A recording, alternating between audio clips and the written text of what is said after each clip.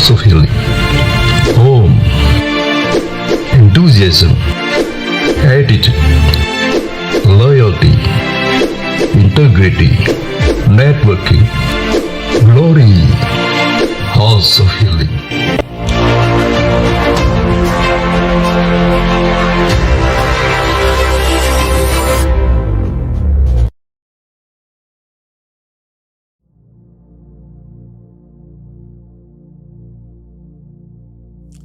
Shalom semuanya.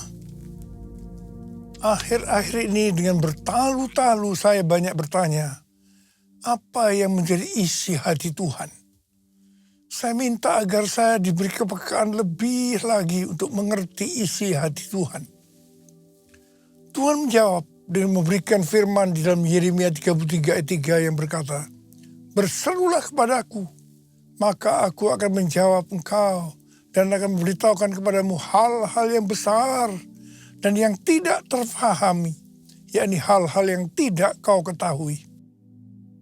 Saya terus berseru dalam doa, pujian, penyembahan bersama-sama dalam unity siang dan malam. Dan baru-baru ini Tuhan memberikan tuntunan buat kita melalui pesan Tuhan kepada jemaat di Philadelphia. Secara ringkas, pesan Tuhan kepada kita adalah sebagai berikut. Yang pertama, Tuhan Yesus adalah yang kudus, yang benar, yang memegang kunci Daud. Apabila ia membuka, tidak ada yang dapat menutup. Apabila ia menutup, tidak ada yang dapat membuka. Karena itu mata kita harus tertuju kepada Dia. Mengandalkan Dia, fokus hanya kepada Dia, Tuhan Yesus. Seperti Tuhan Yesus berkata kepada jemaat di Philadelphia, bahwa Ia tahu segala pekerjaanmu, maka demikian juga Tuhan Yesus tahu segala pekerjaan kita. Segala sesuatu yang kita pikirkan, yang kita lakukan, tidak ada yang tersembunyi bagi Tuhan. Amsal 15 ayat 11 berkata, dunia orang mati dan kebinasaan terbuka di hadapan Tuhan. Terlebih lagi hati anak manusia. Karena itu kita harus terbuka di hadapan Tuhan. Itu yang menyenangkan hati Tuhan.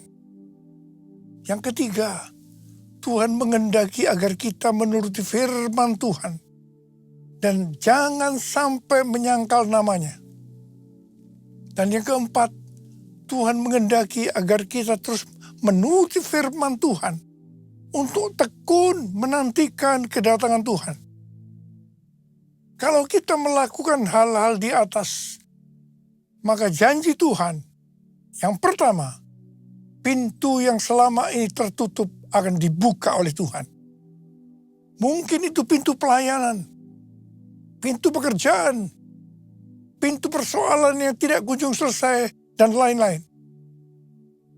Yang kedua, orang-orang yang menamakan dirinya Kristen, tetapi kelakuannya tidak seperti itu, di mana mereka terus-menerus menekan kita.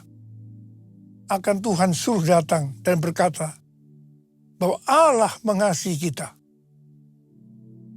Dan yang ketiga, Tuhan akan melindungi kita dari hari pencobaan yang akan datang di seluruh dunia untuk mencobai mereka yang diam di bumi.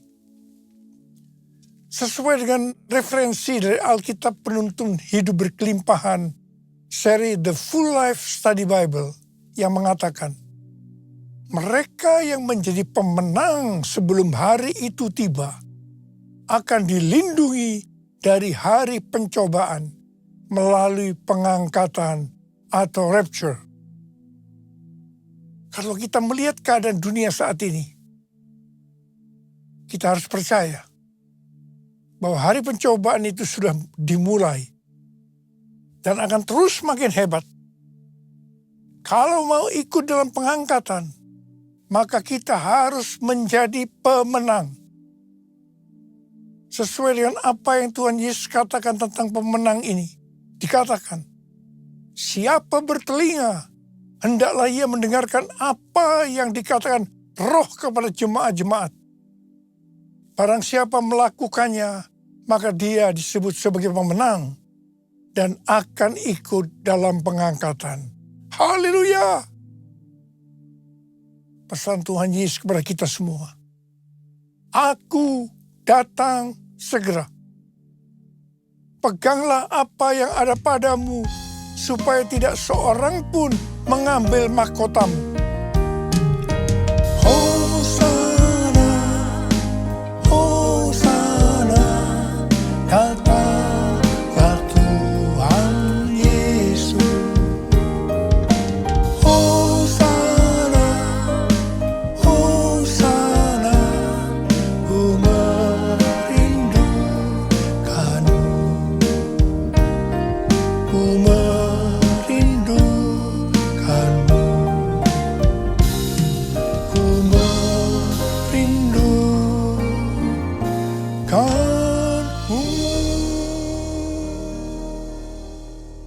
Pada waktu Tuhan Yesus ditanya oleh murid-muridnya tentang tanda kedatangannya dan tanda kesudahan dunia ini, Tuhan Yesus menjawab yang salah satunya terdapat dalam Matius 24 ayat 14 yang berkata, dan Injil kerajaan ini akan diberitakan di seluruh dunia menjadi kesaksian bagi semua bangsa.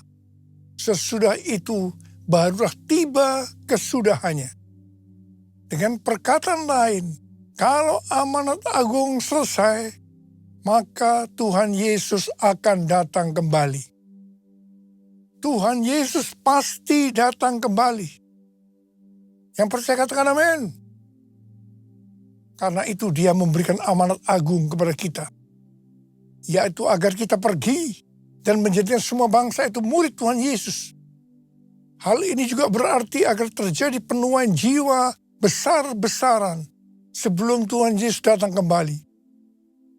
Sesuai dengan kitab para rasul, kita akan melihat bagaimana proses untuk menyelesaikan amanat agung atau proses penuaian jiwa yang terbesar dan yang terakhir sebelum Tuhan Yesus datang kembali. Untuk menyelesaikan amanat agung tidak bisa dengan kekuatan sendiri. Karena itu pesan terakhir Tuhan Yesus sebelum naik ke sorga kepada murid-muridnya, yang juga berarti kepada kita semua. Dalam Kisah Para Rasul 1 ayat 8. Tetapi kamu akan menerima kuasa kalau Roh Kudus turun ke atas kamu, dan kamu akan menjadi saksiku di Yerusalem dan di seluruh Yudea dan Samaria dan sampai ke ujung bumi. Jadi untuk menyelesaikan amanat agung, kita harus menerima kuasa dari Roh Kudus yang turun ke atas kita. Setelah itu dengan disaksikan para muridnya, Tuhan Yesus naik ke sorga. Setelah Tuhan Yesus naik ke sorga, 120 murid Tuhan Yesus berkumpul di kamar loteng Yerusalem. Mereka melakukan ini karena Tuhan Yesus memerintahkan agar mereka tidak meninggalkan kota Yerusalem sebelum diperlengkapi dengan kekuasaan dari tempat tinggi. Tuhan Yesus berkata, sebab Yohanes membaptis dengan air, tetapi tidak lama lagi kamu akan dibaptis dengan Roh Kudus. Apa yang dilakukan 120 murid di kamar loteng? Alkitab berkata bahwa mereka semua bertekun dengan sehati dalam doa bersama-sama. Artinya mereka berdoa, memuji dan menyembah Tuhan dalam unity siang dan malam. Ini adalah prinsip restorasi Pondok Daud. Ini adalah prinsip menara doa.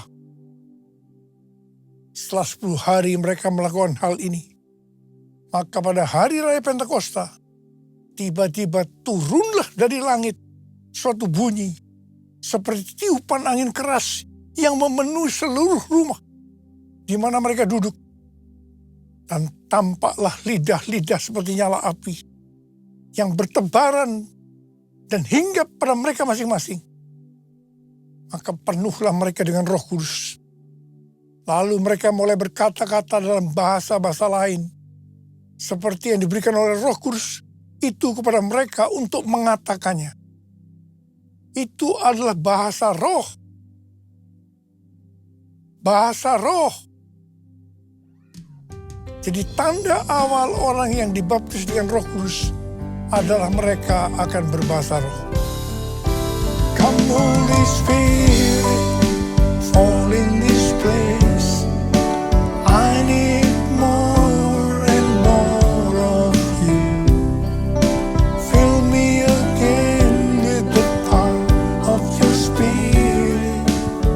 Lord, I'm crying out for more and more of you.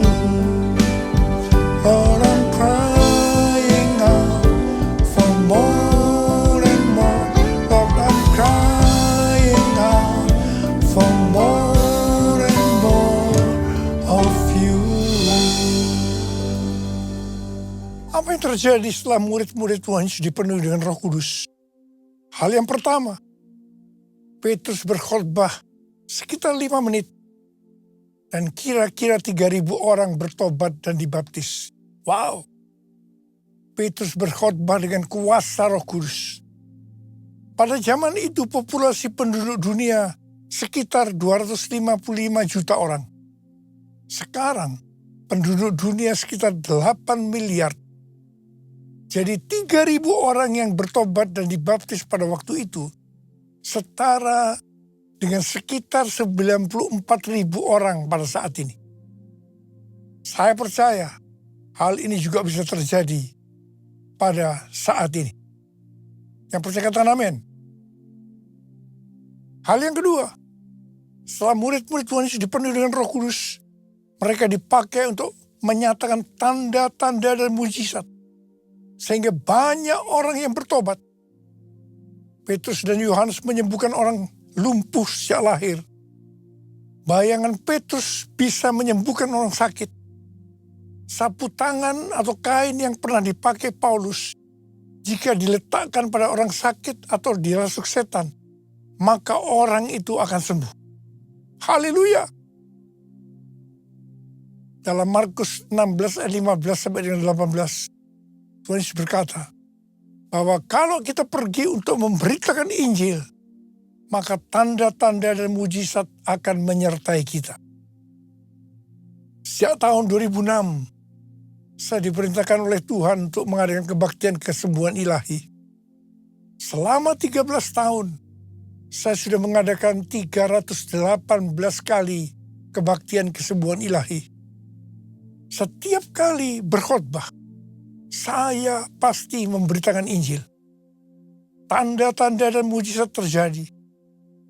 Saya diizinkan Tuhan untuk melihat dan mengalami mujizat seperti yang dilakukan oleh Tuhan Yesus 2000 tahun yang lalu. Hal yang ketiga, setelah murid-murid Tuhan Yesus dipenuhi dengan Roh Kudus, maka cara hidup mereka berubah. Sehingga banyak orang yang bertobat.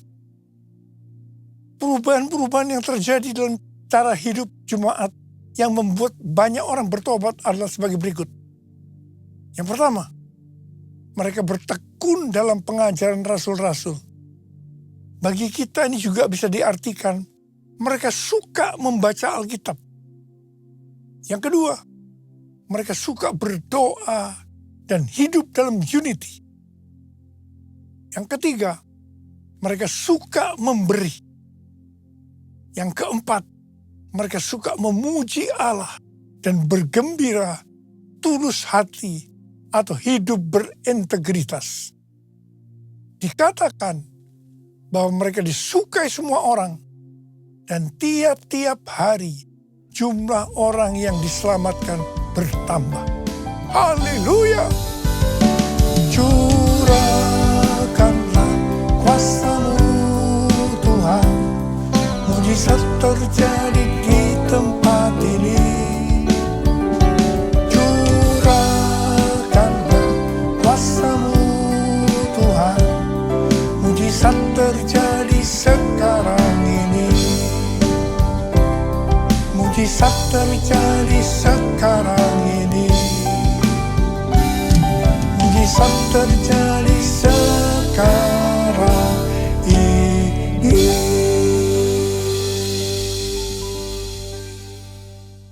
Saya percaya Mereka menganggap bahwa pola penuaian jiwa hanya seperti itu. Mereka sebagai orang-orang percaya hidup dalam zona nyaman. Mereka biasa berkumpul dalam unity sambil membaca Alkitab, berdoa, dan memuji Tuhan dengan sukacita. Tidak ada yang berkekurangan. Wow, siapa yang tidak mau jadi orang Kristen? Tetapi ternyata supaya penuaian jiwa bertambah besar, Tuhan izinkan proses berikutnya terjadi, yaitu aniaya menimpa jemaat di Yerusalem. Selain rasul-rasul, maka mereka harus lari meninggalkan Yerusalem. Mereka pergi ke Yudea dan Samaria sambil memberitakan Injil. Jadi kalau tadinya penuaian jiwa hanya terjadi di Yerusalem saja, sekarang mereka menyebar ke seluruh Yudea dan Samaria.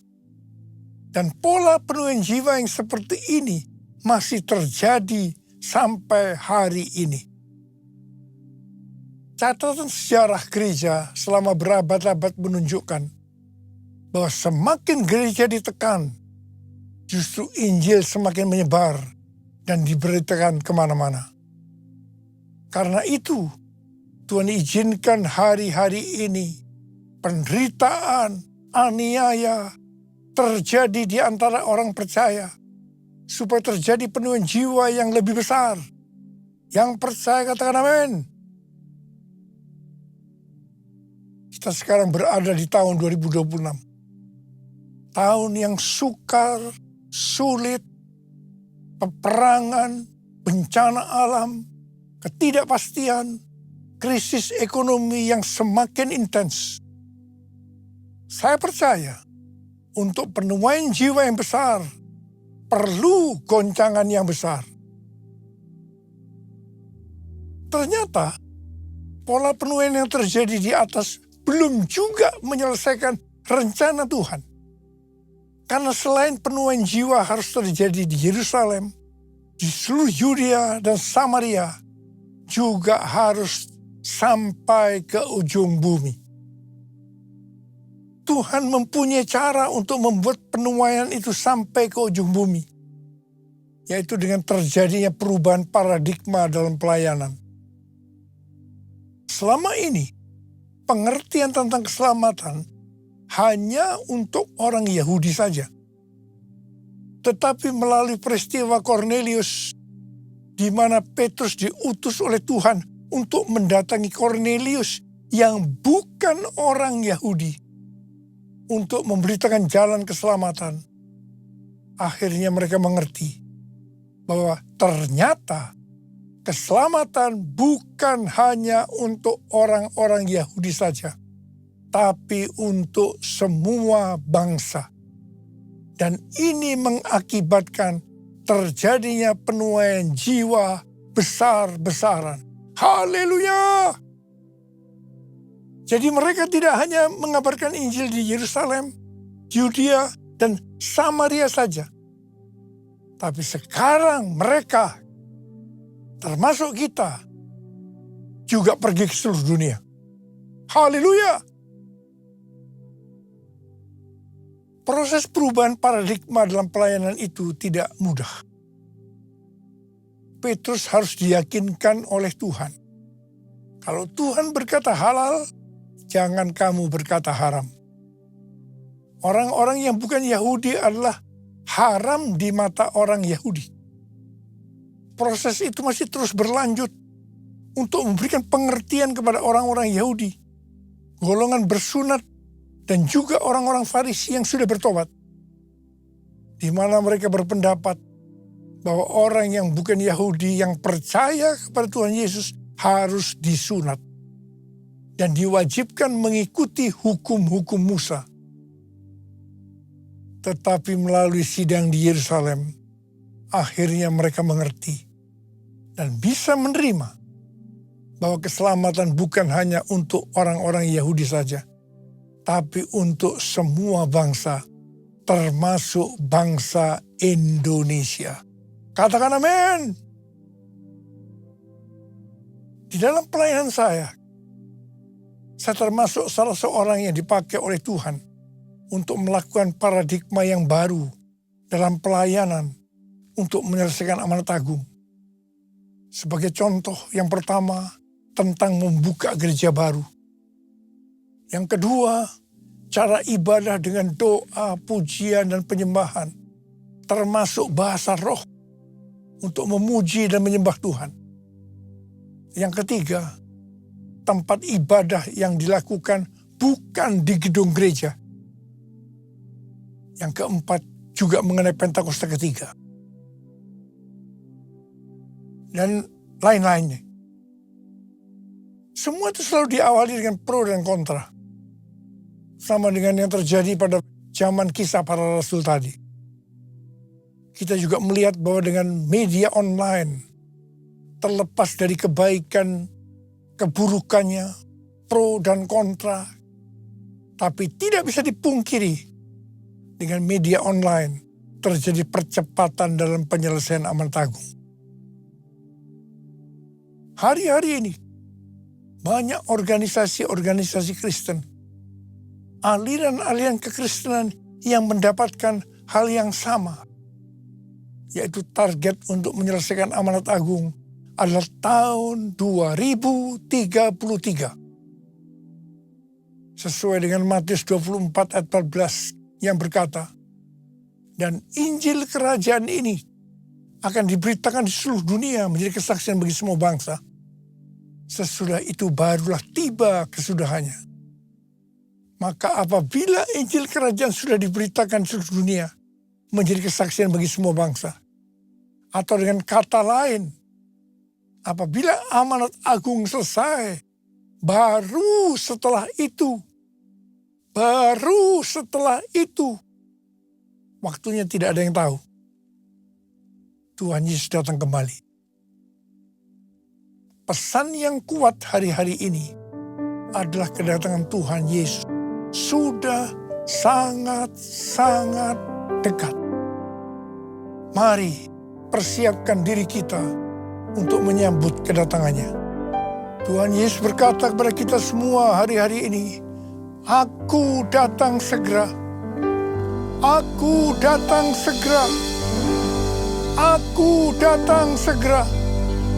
Mari, angkat tangan kita. Katakan bersama saya. Oh God, I worship you. Oh God, I worship you. Be glorified and magnified. Oh God, I worship you. Sekali lagi.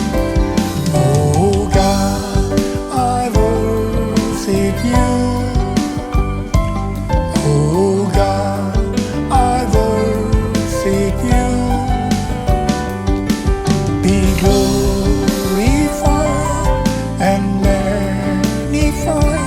Oh God, I worship you. Berbahasa roh. Kuralama shalala bala bala bala bala bala. Urila la la bala bala bala bala bala bala bala bala bala bala bala. Oh bala bala bala bala bala bala bala bala bala. Oh Jesus, Jesus, curahkan pengurapan buat kami semua ya Tuhan. Jadikan kami alat-Mu untuk menyelesaikan amanat agung sebelum Kau datang untuk kali yang kedua. Oh rabababababababababababab. Oh ya la bala bala bala. Terima pengurapan Tuhan, terima. Oh rababababab. Oh God, I worship you.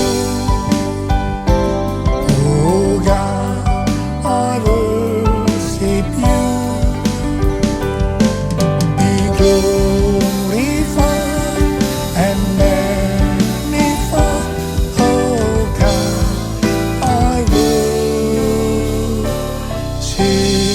you.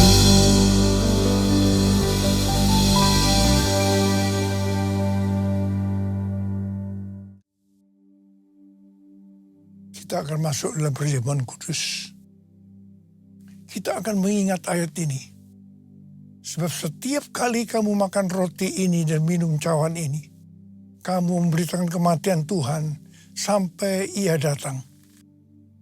Perjamuan kudus adalah perjamuan Tuhan Yesus sendiri.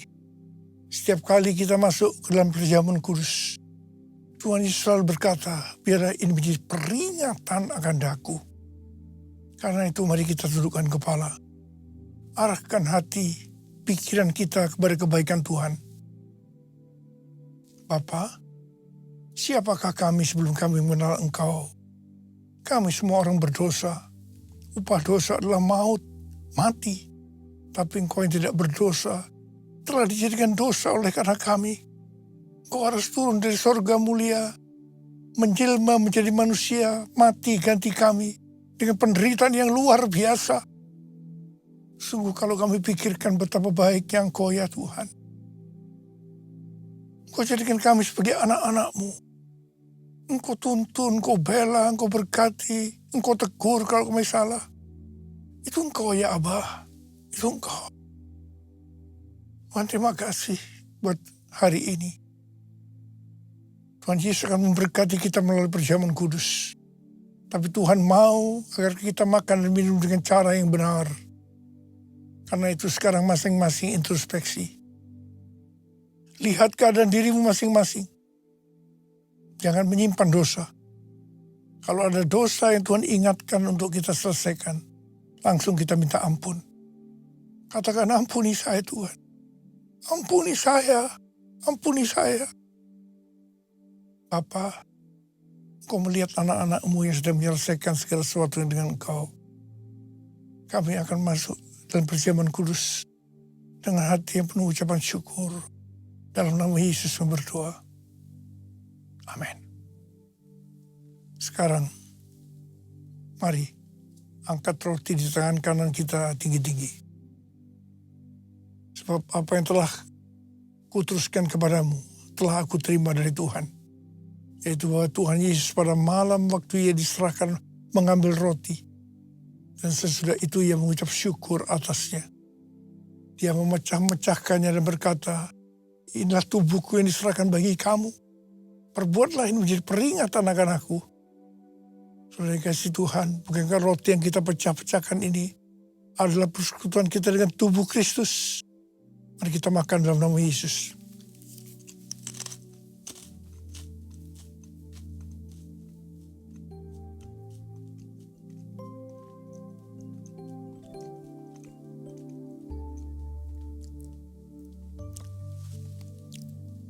Angkat cawan di tangan kanan kita tinggi-tinggi. Demikian juga Ia mengambil cawan sudah makan lalu berkata, cawan ini adalah perjanjian baru yang diberitakan oleh darahku. Perbuatlah ini setiap kali kamu meminumnya menjadi peringatan akan aku. Saudara kasih Tuhan, bukankah cawan pengucapan syukur? Yang atasnya kita ucapkan syukur adalah persekutuan kita dengan darah Yesus. Mari kita minum dalam nama Yesus.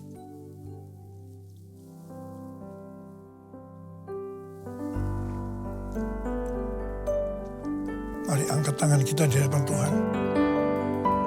Ucapkan syukur dengan terima kasih, dengan suara. Jangan diam. Tuhan terima kasih ya Tuhan. Tuhan terima kasih ya Tuhan. Tuhan terima kasih ya Tuhan.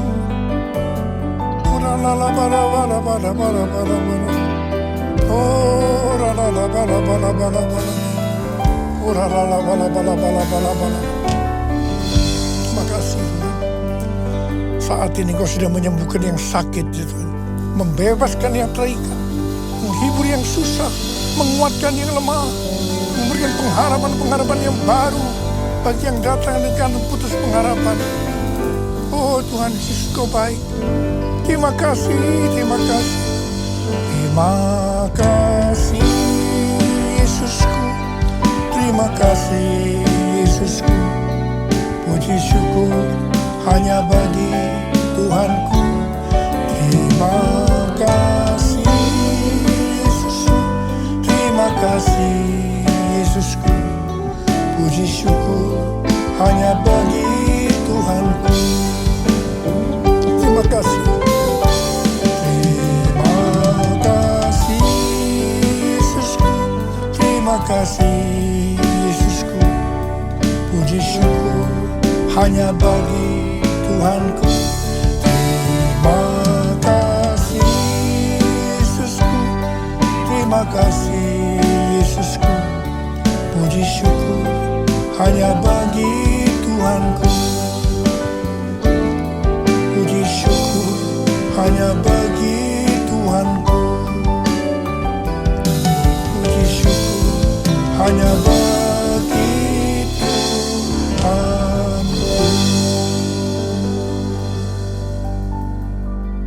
Sekarang terimalah berkat Tuhan. Kasih karunia yang berlimpah-limpah daripada Allah Bapa di dalam Anak yang tunggal, Yesus Kristus. Persekutuan yang manis dengan Roh Kudus menyertai kita semua mulai hari ini sampai Tuhan Yesus datang menjemput kita di awan-awan, dan bahkan sampai selama-lamanya. Yang percaya bersama-sama katakan amin.